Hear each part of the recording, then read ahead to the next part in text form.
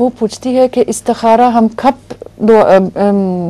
दुआ इस्तिखारा कब करते हैं और वो किस काम के लिए होता है? सिर्फ एक काम के लिए नहीं होता।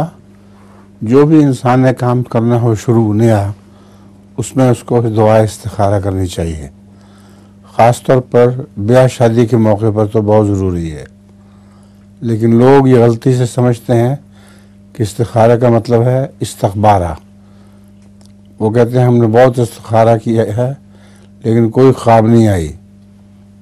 इस्तिखबारा का मतलब है खबर दे मांगना खुदा ताला से, और इस्तिखारा का मतलब है खैर मांगना। तो कोई भी दुआ करें आप, कोई नया काम शुरू करें, उसमें खुदा से खैर मांगनी चाहिए। इसको इस्तिखारा कहते हैं। तो ये कितने दिन करनी चाहिए? जितनी देर कर सकता कोई। नहीं, कौन सी नमाज? 40 दिन तो रिवाज है अमूमन कि 40 दिन तक इस्तिखारा किया जाता है। इशा की नमाज के बाद हैं? कौन सी नमाज के बाद पढ़ना चाहिए? कौन सी नमाज के बाद पढ़नी चाहिए? इशा के बाद पढ़नी इशा चाहिए? के बाद।